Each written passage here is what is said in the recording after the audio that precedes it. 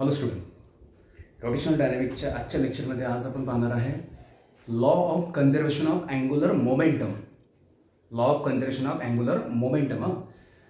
जेव्हाही समजा एखादी बॉडी रोटेट होत असेल, जेव्हा एखादी रिजिड बॉडी रोटेट होत असेल आणि जर समजा ती बॉडी असेल समजा आयसोलेटेड, ती कशी असेल समजा सेपरेट बॉडी असेल, आयसोलेटेड बॉडी असेल, रोटेट होत असेल कुठल्या तरी एक्सिसच्या अबाउटमध्ये, आणि जर त्या बॉडीवरती जर समजा एक्सटर्नल अनबॅलन्स टॉर्क हा जर त्यावर समजा झिरो जर ऍक्ट झाला, बाहेरून जर त्यावर समजा कुठलाही एक्सटर्नल टॉर्क ऍक्ट नाही झाला, ओके, एक्सटर्नल टॉर्क जर त्यावर झिरो असेल तर तेव्हा त्या बॉडीचं अँग्युलर मोमेंटम जे असेल ते राहणार आहे कॉन्स्टंट. म्हणजे इनिशियल अँग्युलर मोमेंटम किंवा नंतरचा अँग्युलर मोमेंटम हे राहणार आहे कॉन्स्टंट. किंवा जर त्यावर ऍक्ट होणारा external torque, external unbalance torque हा जर समजा झिरो असेल, म्हणजे त्यावर ऍक्ट होणारच नाही. समजा जर त्यावर समजा एक्सटर्नल टॉर्क ऍक्ट नाही झाला तर तेव्हा त्याचा अँग्युलर मोमेंटम कसं राहणार आहे कॉन्स्टंट. आणि याला समजा आपण law of conservation of angular momentum. पण हा जो लॉ आहे हा सिमिलर आहे law of conservation of linear momentum सारखं. पहा, जसं आपल्याला एक गोष्ट माहिती आहे, समजा एखादी बॉडी जर समजा लिनियर मोशन जेव्हा परफॉर्म करेल, जेव्हा एखादी बॉडी परफॉर्म करेल लिनियर मोशन, स्ट्रेट लाईन मधली मोशन, तर तेव्हा पहा लिनियर मोशन मध्ये मूव्ह होत असताना त्या बॉडीचं काय असते लिनियर मोमेंटम. लिनियर मोमेंटम जे आपण स्मॉल पी ने दाखवतो. ओके, लिनियर मोशन मध्ये बॉडीचं समजा असते लिनियर मोमेंटम. आणि एक आपल्याला आणखी असं माहिती आहे की law of conservation of linear momentum माहिती आहे. कसं असते की जर समजा ही जर बॉडी आहे, लिनियर मोमेंटम आहे त्या बॉडीचं काहीतरी, आणि जर त्या बॉडीवर जर समजा एक्सटर्नल फोर्स, जर त्या बॉडीवर कुठलाही एक्सटर्नल अनबॅलन्स फोर्स जर ऍक्ट होत नसेल, जर त्या बॉडीवर कुठलाही एक्सटर्नल अनबॅलन्स फोर्स ऍक्ट होत नसेल तर तेव्हा त्या बॉडीचं लिनियर मोमेंटम कसं राहते constant. if an external if no external unbalanced force, if no external unbalanced force म्हटले ना, unbalanced force acts on it, then its linear momentum, त्याचं linear momentum हे कसं राहते कॉन्स्टंट. हे कसं राहते कॉन्स्टंट.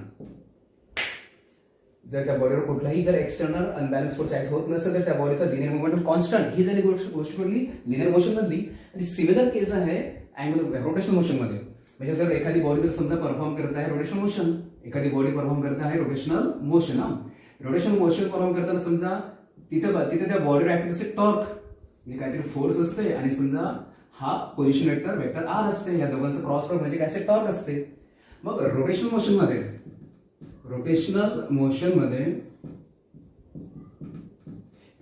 मध्ये बॉडीचं लिनियर मोमेंटम सुद्धा असते पर्टिक्युलर इन्स्टंटला, आणि त्याचं अँग्युलर मोमेंटम सुद्धा असते. रोटेशनल मोशन मध्ये काय असते अँग्युलर मोमेंटम.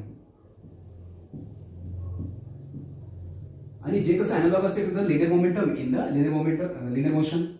बरं, रोटेशनल मोशन मध्ये काय म्हटलं आपण अँग्युलर मोमेंटम असते बॉडीचं, काहीतरी आपण ते वेक्टर एल ने दाखवतो. आणि आता या केसमध्ये कसं असते, जर ह्या बॉडीवर समजा ह्या रोटेट होणाऱ्या बॉडीवर जर समजा कुठलाही जर एक्सटर्नल टॉर्क नाही ऍक्ट झाला, मग यावर समजा जर कुठलाही एक्सटर्नल टॉर्क हा कसा असेल समजा झिरो असेल, कुठलाही एक्सटर्नल टॉर्क ऍक्ट नाही झाला, मग तेव्हा त्या बॉडीचं अँग्युलर मोमेंटम राहते कॉन्स्टंट.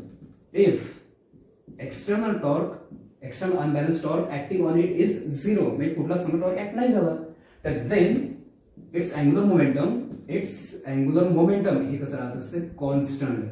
आणि या प्रिन्सिपलला म्हणतो आपण law of conservation of angular momentum. बरोबर आहे. सिमिलर कोणाशी आहे सांगते लिनियर मोमेंटमशी. कारण आता इथं मोशन आहे लिनियर मोशन, इकडे कुठले आहे रोटेशनल मोशन समजा अॅनालॉगस आहे. तर ह्या केसमध्ये लिनियर मोमेंटम अॅनालॉगस, म्हणजे angular momentum analogous to the linear momentum. नंतर मग आणखी जर म्हटलं आपण तर फोर्स, यामध्ये कसं असतं समजा फोर्स असते आणि यामध्ये काय असते टॉर्क असते. So torque is analogous to the force. आणि म्हणून मग तिथं जो समजा law of conservation of linear momentum असते तोच मग इथं सुद्धा असू शकते लॉ ऑफ, असू शकते म्हटल्यापेक्षा ऍक्च्युअल असते law of conservation of angular momentum. तर हे जर समजा प्रिन्सिपल, आपल्याला प्रिन्सिपल आता प्रॉपरली बघायचं आहे ते लिहायचं आहे. सो प्रिन्सिपल काय म्हणते, principle of conservation of angular momentum काय म्हणते, तर हेच जर टॉर्क झिरो तर एल कॉन्स्टंट. काय म्हणते प्रिन्सिपल पहा.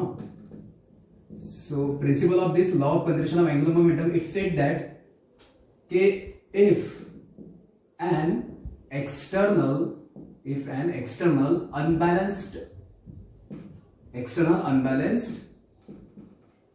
torque external acts on a rotating body, acts on a rotating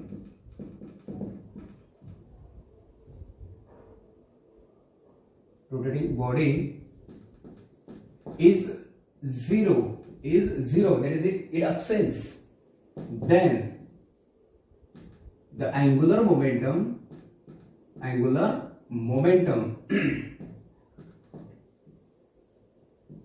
which is vector L of that body or system is constant. It is constant. As a principle, if an external unbalanced torque acts on a rotating body is zero, then the angular momentum of that body is constant. That is L constant. That is L. It is constant. Vector L is constant. Okay, vector L constant. Vector L चा आपण formula माहिती आहे का? आपण पाहिला in terms of moment of inertia. Vector L म्हणजे काय असते? I into omega असते. मग जर L जर constant म्हणजे I into omega constant. Hence I into omega constant. बरं, I into omega constant म्हणजेच काय? I into omega constant means याचा म्हणजे काय म्हणते की हा ओमेगा गेला समजा या साइडने होणार, समजा डिवाइड मध्ये तुम्हाला काय भेटेल? I इक्वल टू हा कॉन्स्टंट आणि हा ओमेगा गेला कसा अपॉन मध्ये. म्हणजे मग तुम्हाला रिलेशन कसं मिळणार आहे की I आणि ओमेगा. I म्हणजे काय असते? Moment of inertia of that body, आणि जर ओमेगा म्हटलं आपण तर ते असते angular speed, angular velocity of that body. तर इथे दोघांचं रिलेशन कसं आहे? इनव्हर्स. बरोबर आहे. Moment of inertia I is inversely proportional to the angular speed, angular velocity. आता इनव्हर्स जर रिलेशन आहे त्याचं मीनिंग काय असतं? जर समजा अँग्युलर स्पीड जर वाढली तर काय होणार? मोमेंट ऑफ इनर्शिया कसा होणार आहे? हा कमी होणार आहे. आणि जर म्हटलं आपण समजा अँग्युलर स्पीड जर कमी झाली तर मोमेंट ऑफ इनर्शिया हा वाढणार आहे. रिलेशन इनव्हर्स आहे. बरं, याला आपण आणखी इनव्हर्स आपण कसं शिकतो आपल्याला की ओमेगा इक्वल लिहू शकतो आपण आणि I इक्वल लिहू शकतो. म्हणजे याला आपण असं शकतो की omega is equal to constant upon मध्ये I. म्हणजे इथे पण रिलेशन कसं इनव्हर्स आहे दोघांमध्ये. म्हणजे जर मोमेंट ऑफ इनर्शिया जर समजा कमी झाला तर इथं अँग्युलर स्पीड काय होणार आहे? वाढणार आहे. Relation inverse. आणि जर समजा मोमेंट ऑफ इनर्शिया जर समजा हा वाढला, I जर वाढला तर ओमेगा काय होणार आहे? कमी होणार आहे. सो रिलेशन यांच्यामध्ये कसं असते? इनव्हर्स असते. पण केव्हा? जर समजा एखाद्या रोटेटिंग बॉडीवर समजा बाहेरून कुठलाही जर एक्सटर्नल टॉर्क ऍक्ट होत नसेल तेव्हा L कॉन्स्टंट, I कॉन्स्टंट, म्हणजे मग I इनव्हर्सली ओमेगा किंवा मग omega is inversely proportional to the I, moment of inertia. Okay, हे झालं प्रिन्सिपल. पण आपल्याला हे प्रूव्ह करायचं आहे. हे जे आपण म्हटलेलं आहे law of conservation of angular momentum, हे आपल्याला प्रूव्ह करायचं आहे. So let's prove. So consider करायचं तुम्हाला की समजा एक बॉडी आहे, एक रिजिड बॉडी आहे आणि ती समजा होता है rotate about this axis OZ, आणि समजा आपण असं म्हटलं समजा ही बॉडी समजा जर इथं जर असेल, समजा ही जर बॉडी जर इथं असणार आहे किंवा पार्टिकल इथं असणार आहे आणि त्यावर समजा जो फोर्स ऍक्ट होणार तो फोर्स समजा वेक्टर F असेल आणि त्या पार्टिकलचं पोझिशन वेक्टर R असेल, तर मग तेव्हा त्याचा अँग्युलर मोमेंटम याचा फॉर्म्युला आपल्याला माहिती आहे. बघू आपण. सो याचं जर म्हटलं आपण प्रूफ, याचं म्हणून आपण आता प्रूफ पाहायचं. So we are consider a rigid body is rotating. ये होता है rotate. It is rotating about an axis, about any axis of rotation, about any axis. Okay, about any axis as shown in figure. तर आपल्याला माहित आहे.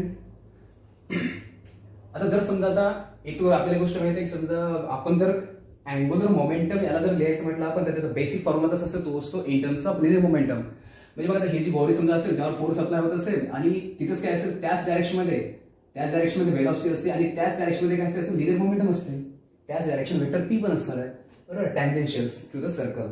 Okay, तर आपण असं म्हटलं समजा हा वेक्टर P आहे. हा वेक्टर P म्हणजे काय? त्या बॉडीचं किंवा पार्टिकलचं लिनियर मोमेंटम ऑफ बॉडी. आणि हा जो वेक्टर R आहे, तो आहे पोझिशन वेक्टर. तो असतो position vector at that instant of particle. Okay, आणि मग तेव्हा जर म्हटलं आपण आता अँग्युलर मोमेंटम वेक्टर एल याचा फॉर्म्युला कसा असते in terms of vector P. So angular momentum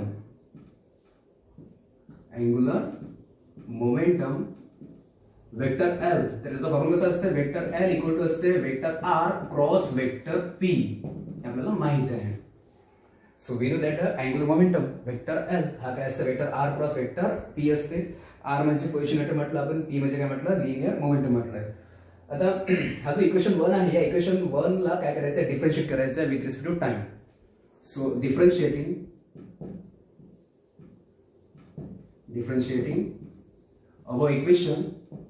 above equation with respect to time. त्याला डिफरन्शिएट करू आपण. म्हणजे मग आता इक्वेशन कसं बनणार आहे ते बनणार आहे dl म्हणजे d by dt of vector dl आहे ना, d by dt of vector dl. इकडे पण घेऊ आपण derivative. So d by dt of vector r cross vector p. आता डिफरन्शिएट आपल्याला इथं जर म्हटलं आपण आपल्याला डेरिव्हेटिव्ह अप्लाय करायचं आहे डिफरन्शिएट करायचं आहे ह्या प्रोडक्टला म्हणजे vector r cross vector p आहे. क्रॉस प्रोडक्टला अप्लाय करायचं आहे डिफरन्शिएट करायचं आहे. So vector dl by dt याचा समजा डेरिव्हेटिव्ह इक्वल टू म्हणजे d by dt of vector l आणि इक्वल टू आता इथे जर प्रोडक्ट रूल जर अप्लाय केला तर कसं असते प्रोडक्ट रूल किंवा फर्स्ट व्हेरिएबल बरोबर फर्स्ट व्हेरिएबल इनटू काय असते समजा सेकंड व्हेरिएबलचं डेरिव्हेटिव्ह म्हणजे d by dt of vector p आणि प्लस आता काय समजा फर्स्ट व्हेरिएबलचं डेरिव्हेटिव्ह म्हणजे त्याला म्हणून आपण dr बाय dt आणि इनटू समजा सेकंड व्हेरिएबल वेक्टर p. पाहिजे इथं जर म्हटलं आपण इथं असं पण असतं समजा ज्याला आपण समजा किंवा first variable into derivative of second variable plus derivative of first variable into second variable असं लिहिलेलं आहे. किंवा तुम्ही त्याला असं लिहू शकता किंवा समजा first variable into derivative of second variable plus second variable into derivative of first. तुम्ही त्याला असं सुद्धा लिहू शकता. दोघांचे मिनिंग तेच नाही करत, दोघांचे समजा त्याला म्हणून डेरिव्हेशन तेच नाही केलं. ओके पण तुम्ही समजा कुठलं यूज करत चालले आपण हे यूज करत आहे. तर इथं पाहता पर्टिक्युलर आपण हीच यूज करू आपण पर्टिक्युलर समजा आपण हेच यूज करू आपण. ओके आता इथे हे जे इक्वेशन आहे या इक्वेशन मध्ये पहा इथे काय d by dt of vector p d by dt of vector p vector p म्हणजे लिनियर मोमेंटम आणि त्याचं derivative rate of change of linear momentum. म्हणजे इथं न्यूटनचा जो लॉ ऑफ सेकंड आहे ऑफ ज्याला motion Newton second law of motion त्यामध्ये आपल्याला हा फॉर्म्युला आहे की d by dt of vector p equal to काय असते फोर्स. म्हणजे हा जो समजा आहे हा जो आहे काय तो d by dt of vector p तर हा काय असते ऍक्च्युअली फोर्स असते rate of change of linear momentum. It is actually the impressed force applied force. Okay आणि जर समजा म्हटलं आपण आता dr बाय dt हे तर आपल्याला माहितीच आहे ते असते वेलोसिटी. dr बाय dt म्हणजे d by dt of vector r हे काय असते वेलोसिटी वेक्टर p आणि हा जो समजा लिनियर मोमेंटम वेक्टर p म्हणजे काय असते मास इनटू वेक्टर v असते. मग आता यांचे जे व्हॅल्यूज आहेत यांच्या ही व्हॅल्यू याची ही व्हॅल्यू यांच्या ह्याच्या व्हॅल्यू इक्वेशन अबो इक्वेशन मध्ये पुट करू आपण. इक्वेशन कसं बनणार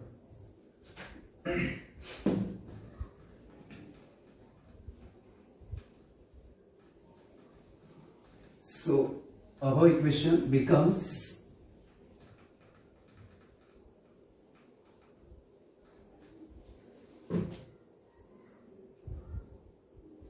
काय म्हटलं आपण d by dt of vector l equals to काय राहिलं इथं राहिलं वेक्टर r आणि हा काय बनला vector f. So vector r cross vector f नंतर प्लस नंतर काय dr बाय dt पण हे काय असते वेक्टर v आणि नंतर मग क्रॉस मध्ये काय वेक्टर p पण वेक्टर p म्हणजे काय असते mass into velocity mass into vector v. Again d by dt of vector l equal to हा समजा vector r cross vector f आहेच आणि हा प्लस इथं हा m आपण बाहेर करू म्हणजे त्याला m जर आपण समजा बाहेर काढला असं लिहिलं तर याला काय लिहू आपण m into vector v cross vector v. आणि इथं जर म्हटलं आपण vector v cross vector v म्हणजे त्याला म्हणू शकतो आपण एक क्रॉस प्रोडक्ट आहे आणि त्याला म्हणू आपण सेल्फ क्रॉस प्रोडक्ट एका वेक्टरचा स्वतःसोबतचा cross product self cross product. तर तिथे तो असतो 0 कारण म्हटलं आपण समजा हाच वेलोसिटी वेक्टर आहे हाच काय वेलोसिटी वेक्टर आहे दुसरा पण तोच वेक्टर आहे तेव्हा मग त्या दोघांमधला अँगल म्हणजे त्याचं एका वेक्टरने स्वतःसोबत केलेला अँगल तो काय असतो 0 असते तो असतो 0. म्हणून मग आपण जर vector v cross vector v जर काढायचा प्रयत्न केला तर फॉर्म्युला कसं असते की याची मॅग्निट्यूड इंटू याची मॅग्निट्यूड आणि इंटू दोघांमधला साइन थिटा असते थिटा किती आहे 0 असते. सो साइन 0 काय असते 0 असते 0 तर पूर्ण टर्म काय म्हणते 0 म्हणते म्हणजे vector v cross vector v जर म्हटलं आपण त्याचा आन्सर काय निघते 0 निघते. म्हणजे मग इथे हे बदललं ब्रॅकेट बदललं 0 आली 0 टू पूर्ण टर्म बनणार 0. म्हणजे ही जी टर्म बनते 0 इनडायरेक्टली. किंवा मग आता dy/dt of vector L equal to राहते काय मग vector R cross vector F. इथे टर्म बनली आहे 0. फक्त एवढंच. ओके. सो वेक्टर एल याचा डेरिव्हेटिव्ह इक्वल टू काय vector R cross vector F. Vector R cross vector F आपण लास्ट लेक्चर मध्ये पाहिलेलं आहे. सो लास्ट लेक्चर मध्ये आपण हे पाहिलं की vector R cross vector F म्हणजे काय असते टॉर्क. जर फोर्स जर समजा एक्सटर्नल म्हणताय आपण फोर्स जर म्हटलं आपण समजा एक्सटर्नल तर मग तिथे मग टॉर्क सुद्धा काय बनणार आहे एक्सटर्नल टॉर्क बनणार आहे. So here vector R here जर म्हटलं आपण तर vector R cross vector F it is nothing but the torque. And if we consider this external force then torque will also will be the external torque. म्हणून मला इथं जे final जे बनते आपल्याला dy/dt ऑफ वेक्टर एल तर equal to काय बनते ते बनते एक्सटर्नल टॉर्क. ओके. इथपर्यंत आलं आपण आता. सो इथं आपण आपल्याला भेटत आहे की वेक्टर एल चा डेरिव्हेटिव्ह इक्वल टू काय मिळत आहे एक्सटर्नल टॉर्क मिळत आहे. एक्सटर्नल टॉर्क मिळत आहे. आणि आता जर आपण कंडिशन अप्लाय केली तर जर समजा ही जी बॉडी आहे या बॉडीवर समजा अप्लाय केलेला एक्सटर्नल टॉर्क हा समजा 0 असेल म्हणजे एक्सटर्नल टॉर्क त्यावर अप्लाय केलाच नसेल. मग जर समजा if external torque applied on that body is equal to 0 मग तेव्हा मग काय बनणार आहे मग तेव्हा बनते देन dl/dt इक्वल टू काय बनते 0. बरं. Derivative of L equal to 0. Okay. परंतु आपल्याला मॅथ्स मध्ये आपल्याला असं माहित आहे की डेरिव्हेटिव्ह एखाद्या व्हेरिएबलचा किंवा एखाद्या फंक्शनचा जर डेरिव्हेटिव्ह काय असेल 0 असेल तर तो जो व्हेरिएबल असेल किंवा तो जो फंक्शन असेल ते असते कॉन्स्टंट. ज्याचा डेरिव्हेटिव्ह 0 असते तर ते फंक्शन काय असते कॉन्स्टंट. मग इथं काय dl/dt वेक्टर एल चा डेरिव्हेटिव्ह 0 म्हणजे मग एल काय बनलं कॉन्स्टंट. एल्स वेक्टर एल हे काय बनेल कॉन्स्टंट. पण कुठल्या कंडिशन मध्ये जर त्या बॉडीवर ऍक्ट होणारा एक्सटर्नल टॉर्क हा जर समजा 0 असेल तर अँग्युलर मोमेंटम काय असेल कॉन्स्टंट. बरं अँग्युलर मोमेंटम म्हणजे काय असते वेक्टर एल म्हणजे काय असते I × ओमेगा. आणि जर वेक्टर एल कॉन्स्टंट म्हणजे मग I × ओमेगा कॉन्स्टंट. आणि जर I × omega constant I omega constant म्हटलं आपण I ओमेगा जर म्हटलं आपण कॉन्स्टंट याचं मिनिंग काय बनते की अँग्युलर स्पीड किंवा angular velocity it is inversely proportional to the moment of inertia. बरोबर आहे. तो समजा I गेला डिवाइड मध्ये मग त्याला काय म्हणू आपण omega is inversely proportional to the moment of inertia. Means जर मोमेंट ऑफ इनर्शिया जर वाढला तर ओमेगा कमी मोमेंट ऑफ इनर्शिया जर समजा कमी तर अँग्युलर स्पीड कशी ही जास्त. ओके. म्हणजे मग आता इथं हे झालं समजा आपलं प्रूव्ह झालं law of conservation of angular momentum इथे हा प्रूव्ह झाला. जर असं असेल तर असं असते. ओके झालंय. आता हे जे म्हटलं आपण अँग्युलर मोमेंटम कॉन्स्टंट राहते रोटेटिंग बॉडीचं याचे बरेचसे एक्झाम्पल आहेत. बरेचसे एक्झाम्पल सुद्धा आहेत प्रॅक्टिकल एक्झाम्पल आहे बघायचे आपल्याला.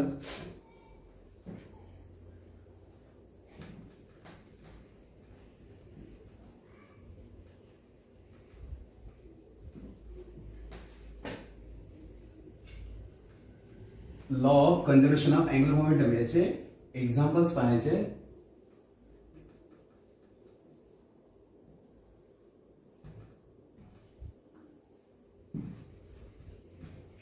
त्यामध्ये पहिलं जे एक्झाम्पल पाहू आपण तर ते आहे आपल्या सोलर सिस्टीम मध्ये जे प्लॅनेट्स असतात प्लॅनेट्सच्या बाबतीत. प्लॅनेट्स आणि आपली समजा सन जे समजा सोलर सिस्टीम त्या बाबतीतला.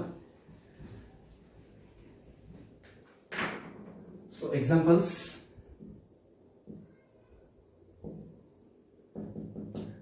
Of law of conservation of angular momentum. पहिलं जे एक्झाम्पल आहे it is related with our solar system. तर आपल्या सोलर सिस्टीम मध्ये आपल्याला माहित आहे समजा हा समज सन असेल आणि सनच्या अराउंड मध्ये जे प्लॅनेट्स सगळे प्लॅनेट हे इलेप्टिकल ऑर्बिट मध्ये रिव्हॉल्व होत असतात हे आपल्याला माहित आहे.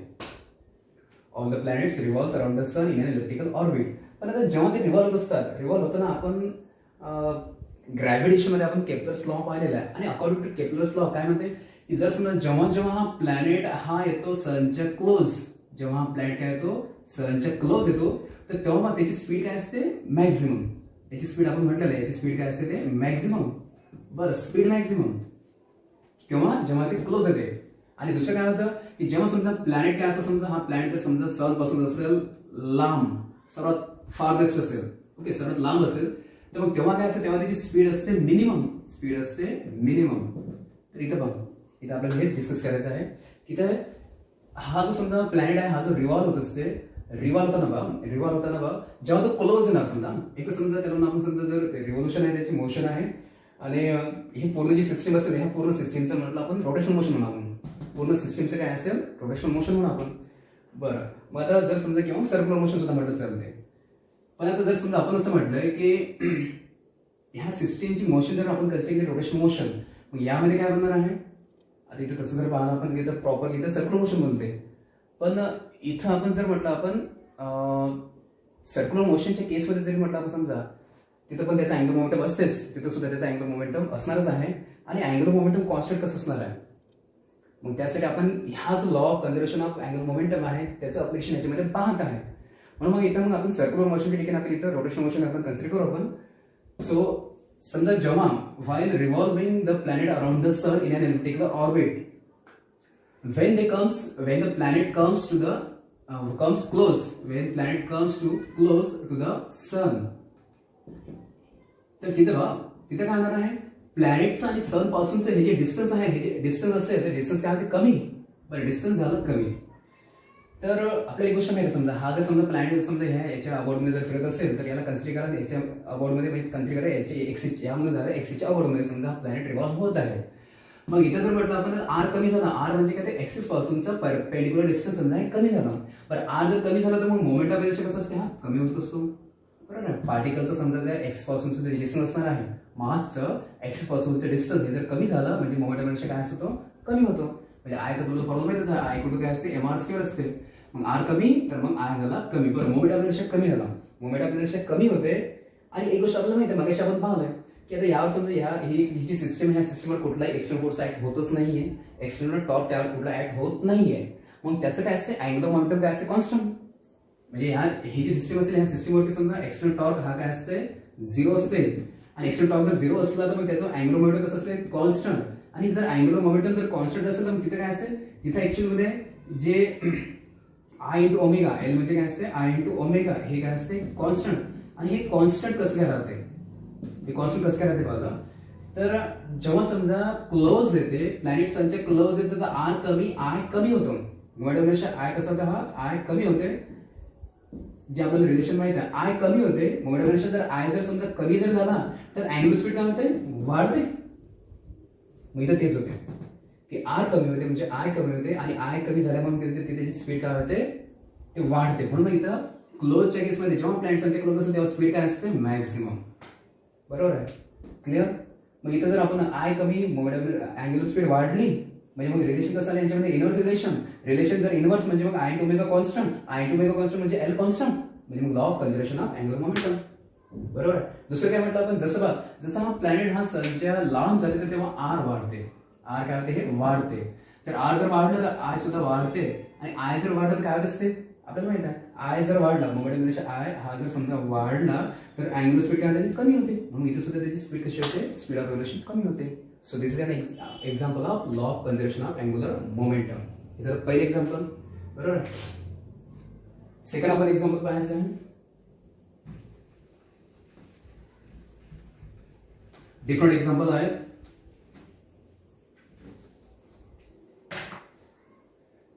सेकंड एक्झाम्पल जर म्हटलं आपण तर यामध्ये एक रोटेटिंग प्लॅटफॉर्म असतो. Rotating platform. बरं, रोटेटिंग प्लॅटफॉर्म म्हणजे काय असते एक सिम्पली मध्ये एक रोटेटिंग टर्न टेबल असेल. टर्न टेबल ज्याला म्हणून आपण एखादा टेबल असते आणि तो टेबल काय होत असतो रोटेट. तो टेबल काय होत तो टेबल होत असेल rotate about its axis passing through centre. आणि हा जो समजा रोटेटिंग प्लॅटफॉर्म असेल रोटेटिंग प्लॅटफॉर्म किंवा टर्निंग टेबल आणि तो समजा होता रोटेट तो होता आहे रोटेट. आणि सपोज त्यावर समजा एखादा पर्सन आहे त्यावर एखादा पर्सन कसा स्टँड होत आहे समजा स्टँडिंग आहे. आणि जेव्हा समजा तो प्लॅटफॉर्म जर होत असेल रोटेट तर हा पर्सन सुद्धा होणार आहे रोटेट. बरोबर आहे.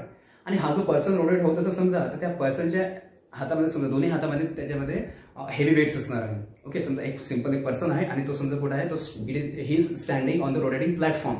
ओके, आणि त्याच्या हातामध्ये समजा त्याच्या हातामध्ये हेवी वेट्स आहेत. ओके, 2 हेवी समजा वेट आहे.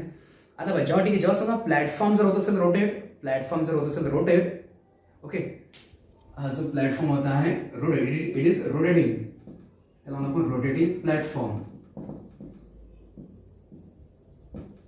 मग प्लॅटफॉर्म रोटेट होत आहे, त्यावर जो पर्सन असेल समजा, त्यावर समजा जो कुठला पर्सन असेल तर तो पर्सन सुद्धा होणार रोटेट, पर्सन सुद्धा होणार आहे rotate. Okay, person will also rotate.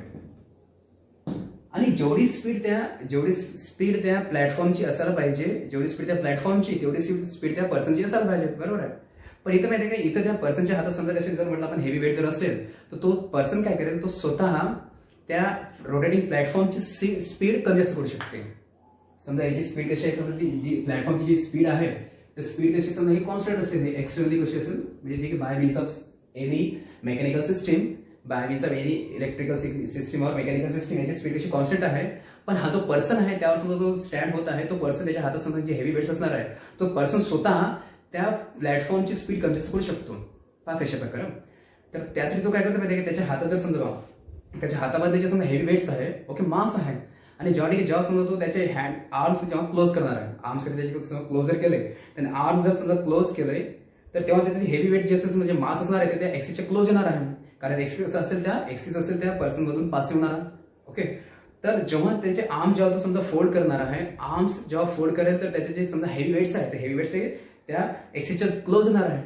मग जर म्हटलं आपण जे वेट आहे ते जर वेट समजा काय म्हटलं आपण, वेट जर सपोज त्या एक्सिसच्या क्लोज झालं, वेट जे समजा असतील ते एक्सिसच्या क्लोज आले तर मग तेव्हा काय होणार आहे, मास क्लोज झालं, समजा मास एक्सिसच्या क्लोज झालं, मास जर एक्सिसच्या क्लोज झालं तिथं आर काय होता, कमी होतो, आर जर कमी झाला तर तिथं मोमेंट ऑफ इनर्शिया कमी होतं, आणि मोमेंट ऑफ इनर्शिया कमी झाल्यामुळे मग त्या जी समजा त्याची स्पीड असते त्याची स्पीड काय ऍक्च्युअली वाढायला पाहिजे, त्याची स्पीड काय होते, वाढते.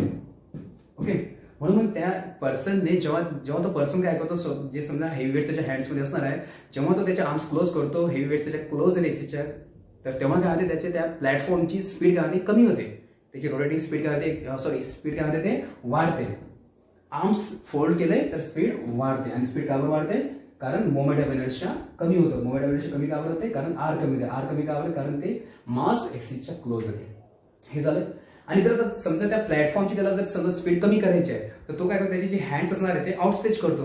त्याचे हँड त्याने काय करतो, समजा आउटस्ट्रेच जर केले, हँड्स त्याने आउटस्ट्रेच केले तर काय होणार आहे, मास लांब जाणार आहे. आणि जर समजा आपण जर म्हटलं आपण मास जर समजा लांब गेलो, मास जर लांब गेलं तर आर काय होते, आर वाढते. आर वाढते म्हणजे मोमेंट ऑफ इनर्शिया काय होतं, आर वाढला म्हणजे मग मोमेंट ऑफ इनर्शिया काय होते, वाढतो. मोमेंट ऑफ इनर्शिया वाढेल तर मग त्याच्यामुळे काय होते, अँग्युलर स्पीड काय होते, ही कमी होते. म्हणून मग जेव्हा समजा तो जो पर्सन आहे रोटेटिंग प्लॅटफॉर्मवर आहे तर तो त्याचे समजा आर्म्स त्याने जर समजा आउटस्ट्रेच केले, हेवी वेट जर समजा लांब गेले एक्सिस पासून तर मग तिथे त्या प्लॅटफॉर्मची स्पीड काय होते, ते कमी होते. म्हणजे आउटस्ट्रेच करून किंवा मग आर्म्स फोल्ड करून तो त्या रोटेटिंग प्लॅटफॉर्मची स्पीड तो तिथे काय करतो, तो चेंज करतो. आणि मग इथं काय होते, मग आता इथं मग लॉ ऑफ कन्झर्वेशन ऑफ इथं फॉलो होते की आय वाढला तर ओमेगा कमी, म्हणजेच मग आय इंटू ओमेगा कसं constant, I into omega constant, म्हणजेच कारण एल कॉन्स्टंट. इथं पण काय असेल, त्या पर्सनवरती कुठलाही एक्सटर्नल अनबॅलन्स टॉर्क त्यावर ऍक्ट होत नसेल. तर हे झालं सेकंड एक्झाम्पल. थर्ड एक्झाम्पल आहे, it is related with the acrobat in circus. म्हणजे सर्कसमध्ये बरेचसे शो असतात, त्यापैकी समजा एक शो समजा असते की जिम्नॅस्टिक असते, आणि ज्यामध्ये आपण तो एक सिलिंगला एक रोप समजा हँग केलेला, सस्पेंड केलेला असते, सिलिंगला रोप सस्पेंड केलेला असते, आणि त्या रोपला समजा हा जो समजा जिम्नॅस्टिक असेल तो त्याला हँग होतो, ठीक आहे, त्याला लटकतो, आणि त्या सस्पेंडेड रोपवरती हँग होऊन तो जो समजा पर्टिक्युलर जो समजा जिम्नॅस्टिक असेल तर तो त्या रोपच्या ऑबडमध्ये स्पिन होतो. पाहिलं असेल, तो रोपच्या ऑबडमध्ये काय होतो, स्पिन होतो, स्पिनिंग मोशन परफॉर्म करतो. आणि कधी कधी आपल्याला माहित आहे त्याची बात तिथे तो जो त्या रोपला जो समजा हँग होऊन जो समजा तो स्पिन जो परफॉर्म करत असतो, स्पिनिंग मोशन परफॉर्म करतो, तर ती जी स्पिनिंगची मोशन असते ती स्पिनिंग मोशन तो कंट्रोल करतो बा कशा प्रकारे. तर तिथे काय असते, जेव्हा जर त्याला जर समजा स्पीड वाढवायची असेल, त्याला जर समजा स्पीड वाढवायची असेल तर तो काय करेल, तो त्याचे जे आर्म्स असणार आहे किंवा त्याचे लेग असेल तो त्या बॉडीच्या क्लोज आणेल, बरोबर आहे. आर्म्स तो फोल्ड करायला समजा एक आर्म्स तो बॉडीच्या क्लोज आणेल, बरोबर, त्या एक्सिसच्या क्लोज येतील आर्म, किंवा मग लेग सुद्धा तो काय करेल क्लोज आणेल. मग त्याने काय होणार आहे, त्याने मास कसं ते एक्सच्या क्लोज आणणार आहे. मास जर एक्सिसच्या क्लोज आला तर आपल्याला ह्यासारखी केस आहे समजा ते एक्सिसच्या क्लोज आला मास, आर कमी आय कमी, त्याची स्पीड काय होते, वाढते, त्याची स्पिनिंगची स्पीड वाढते. आणि जर समजा त्याला जर स्पीड जर समजा कमी जर करायची असेल, त्याची स्पिनिंगची जर स्पीड कमी करायची असेल मग तिथे तो काय करतो, तो त्याचे जे आर्म असणार आहे, त्याचा हात किंवा त्याची लेग असणार आहे, तर तो काय करतो, तो त्याला आउटस्ट्रेच करतो. आर्म किंवा लेग जर त्यानं समजा आउटस्ट्रेच जर केलं तर तिथं काय होणार आहे, तिथं जे मास आहे ते मास कसं एक्सेस पासून लांब जात आहे, बरोबर आहे. जो रोपचा एक्सेस असणार आहे त्या एक्सेस पासून हे आर्म जर लांब गेले, लेग जर लांब गेले, मास लांब गेले, आणि जर मास जर लांब गेले जात असेल मग तिथं काय असणार आहे, तिथं आर वाढणार आहे, आय वाढणार आहे, आणि आय जर वाढत ते ओमेगा काय होते, कमी होते, ही स्पीड कमी होते. सो हे पण एक एक्झाम्पल बनते. त्याला म्हणतो आपण ॲक्रोबॅट इन सर्कस. हे जे एक्झाम्पल आहे it is third example, acrobat in circus. Okay, it performs stunt, including spinning motion about the suspended rope, and by folding his arm or bringing his arm or leg close to the axis of rotation, or stretching out the arms or legs, he change his speed of rotation or speed of spinning. Okay. तर हे सुद्धा example झालं समजा law of conservation of angular मोमेंटमचं, बरोबर आहे. नंतर हे जर 3 एक्झाम्पल, एक आणखी एक एक्झाम्पल असते ज्याला आपण बॅलेट डान्सर असते. बॅलेट डान्सरचं पण सेम एक्झाम्पल असेल. बॅलेट डान्सर पाहिलं असेल की जी समजा एक मुलगी असणार आहे किंवा ज्याला आपण समजा एक चाइल्ड असणार आहे, तर ती काय समजा ती एका पायावरती ती काय करते, स्पिनिंग मोशन परफॉर्म करत असेल. तुम्ही पाहिलं असेल कदाचित बॅलेट डान्सर. तर तिथं सुद्धा ती काय लॉ ऑफ कन्झर्वेशन ऑफ तिथे फॉलो करते बा, अप्लाय करते बा कशा प्रकारे. तर जेव्हा ती बॅलेट डान्सर असते, बॅलेट डान्सर समजा आईस स्केटिंग वगैरे, समजा आईस स्केटिंग हे पण एक शो समजा असेल, त्या पण शोमध्ये काय असेल, जे समजा लहान मुलं समजा असतात किंवा समजा जी गर्ल असणार आहे, तर ती मुलगी काय करते, ते स्वतःभोवती समजा स्पिन होते, आणि स्पिन होताना समजा एका पायावर तिथे स्पिन होते.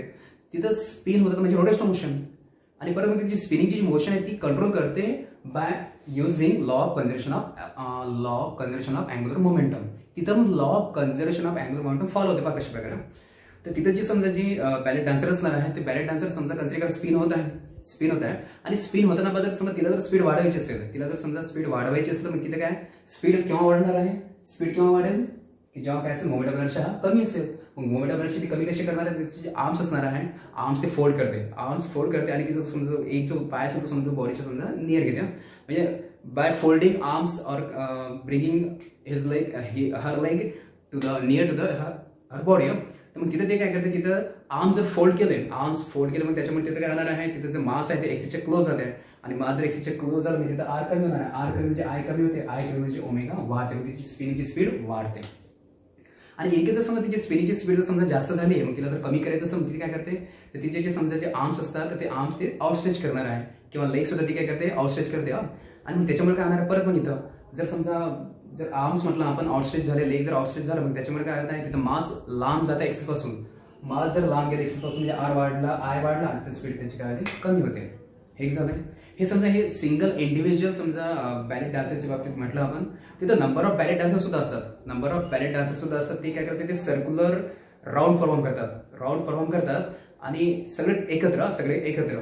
तिथं सुद्धा पाहिलं असेल तुम्ही, तर बरेचसे समजा बॅलेट डान्सर असतात, ते समजा एकमेकांना समजा एकत्रपणे टुगेदर समजा ते सर्क्युलर राऊंड परफॉर्म करतात. तिथं सुद्धा समजा तिथं कसं असतं, तिथं सुद्धा जेव्हा ते समजा क्लोज येतात, त्यांची स्पीड वाढते, आणि तिथं सुद्धा ते त्यांचे काय करतात, त्यांचे जे आर्म्स असणारे किंवा लेग असतात ते बॉडीचे क्लोज असतात. तर ते आर्म्स किंवा लेग ज्याला म्हणून आपण बॉडीच्या क्लोज होणे म्हणजे एक्सिसच्या क्लोज असणे, आणि एक्सिसच्या क्लोज म्हणजे काय, त्याला म्हणून आपण एक्सिसच्या क्लोज म्हणजे आर कमी, आय कमी, ओमेगा जास्त, स्पीड जास्त असते.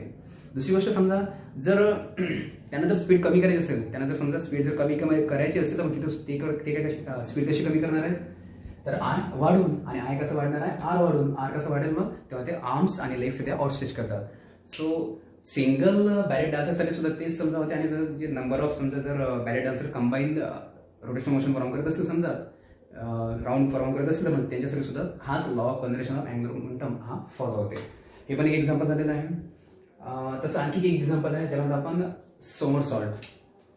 आपण हे ऑलिम्पिक गेममध्ये आपण जनरली हा मध्ये एक कॉम्पिटिशन पाहिलेले आहे, ज्यामध्ये आपण सोमरसॉल्ट म्हणजे काय असते, त्याला आपण डायव्हिंग इन स्विमिंग पूल.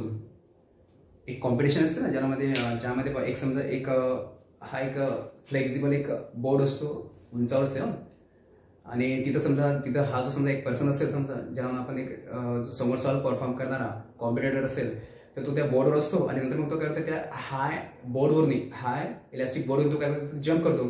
तिथं तो जम्प करतो, आणि जम्प करताना काय करतो बा, तो एअरमध्ये राऊंड परफॉर्म करतो. एअरमध्ये तो समोरसॉल्ट परफॉर्म करतो. आणि कॉम्पिटिशन कशी असते किंवा जो समजा एअरमध्ये सर्वात जास्त समोरसॉल्ट परफॉर्म करेल सेफली तर ठीक आहे, तू त्यासमोर तो जिंकतो, असं काहीतरी समजा ते कॉम्पिटिशन असते. त्याला म्हणतो आपण समोरसॉल्ट परफॉर्म करणे. तर तिथं तो सुद्धा काय करतो, तो angular momentum, law of conservation of angular momentum तिथं फॉलो करतो. पहा कशा प्रकारे. तर इनिशियल आपण पाहिलं असतं तरी तो जो समजा समोरसॉल्ट परफॉर्म करणारा समजा डायव्हर जो असणार आहे, तर तो जेव्हा तो त्या त्या बोर्डवरून समजा जेव्हा तो जम्प करतो, तर तेव्हा माहिती आहे का, तेव्हा तो समोरसॉल्ट परफॉर्म करताना म्हणजे राऊंड परफॉर्म करण्यासाठी म्हणजे त्याला म्हणतात बा त्याची राऊंड जास्त केव्हा होणार आहे, राऊंड तो जास्त केव्हा परफॉर्म करेल, जेव्हा त्याची स्पीड जास्त असेल, राऊंडिंगची स्पीड त्याची जास्त असेल. राऊंडिंगची स्पीड जास्त, बरं राऊंडिंगची स्पीड जास्त केव्हा पॉसिबल आहे, राऊंडिंगची स्पीड जास्त केव्हा, जेव्हा काय असेल आय कमी, आणि आय केव्हा कमी असेल, जेव्हा सगळे पार्टिकल कसे हे एक्सीच्या क्लोज असतात, त्यासाठी तो काय करतो, तो राऊंड परफॉर्म करताना त्याची पूर्ण जी बॉडी तो अशी कर्ल करतो.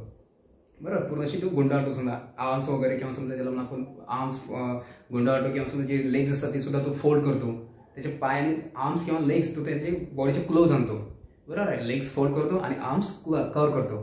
मग त्यामुळे काय होते, आर्म क्लोज होतं त्या एक्सिसच्या आउटमध्ये. बरोबर आहे, आर्म्स किंवा मग ते लेग्स त्या एक्सिसच्या क्लोजमध्ये आले, मग त्याच्यामुळे आर कमी आय कमी, स्पीड त्याची वाढते, तो जास्त समोरसॉल्ट परफॉर्म करू शकतो. आणि नंतर मग आता परत मग आता ठीक आहे, जेव्हा समजा तो समजा त्या स्विमिंग पूलच्या समजा क्लोज वगैरे समजा नियर जर आला समजा, मग आता तेव्हा तो जास्त स्पीड नसायला पाहिजे, तो जास्त स्पीडने पडायला नको. मग त्यासाठी तो परत काय करतो, बॉडीला परत तो स्ट्रेच करतो. मग त्याची स्पीड कमी करण्यासाठी तो काय करतो, तो बॉडीला परत स्ट्रेच करतो. स्ट्रेच म्हणजे आर्म तो असे थोडी स्ट्रेच करणार आहे अप्पर साईडमध्ये वगैरे, पूर्ण बॉडीचे आर्म्स आणि लेग्स तो स्ट्रेच करणार, आउटस्ट्रेच करतो. आणि त्याच्यामुळे त्याचं काय होते, आता जर म्हटलं आपण आउटस्ट्रेच केल्यामुळे काय होते की आणि परत माहिती आहे का, आउटस्ट्रेच तो कशासाठी करतो, तर खाली जेव्हा तो पाण्यामध्ये जेव्हा पडणार आहे, तर पाण्यामध्ये त्याला समजा जेव्हा तो पडेल स्विमिंग पूलमध्ये, तर त्याला पाणी जास्त लागायला नको. बरं, त्याच्या बॉडीला समजा जास्त पाणी लागायला नको, जास्त समजा फोर्सने वगैरे समजा त्याला तो पडायला नको, जास्त फोर्सने तो पडायला नको, त्यासाठी असते. आणि मग त्यासाठी तो जे समजा स्वतःचे आर्म्स असतो तो आउटस्ट्रेच करतो. आउटस्ट्रेच अशा प्रकारे करणार आहे. आणि नंतर मग तो ह्यासाठी तो डाय होते, त्या पाण्यामध्ये एंट्री होते, त्याची त्या वॉटरमध्ये प्रॉपर एंट्री होते. ते प्रॉपर एंट्रीसाठी तो काय, त्याचे आर्म्स कसे तो बरोबर तो ह्यासारखे तो स्ट्रेच करतो, आणि बरोबर ते कशासाठी, तर त्या वॉटरमध्ये ते प्रॉपर एंट्री होण्यासाठी. बरोबर आहे, फिश सारखी. ओके, तर इथं सुद्धा मग त्या जो समजा जो डायव्हर आहे किंवा मग समोरसॉल्ट परफॉर्म करणारा पर्सन आहे, तिथं सुद्धा काय होते, angular momentum, law of conservation of angular momentum तिथं ते फॉलो होते. तर असे डिफरंट एक्झाम्पल आहेत, law of conservation of angular मोमेंटमचे असे डिफरंट एक्झाम्पल आहेत. ओके, सो आपण हे पाहतो law of conservation of angular momentum आणि त्याचे एक्झाम्पल्स.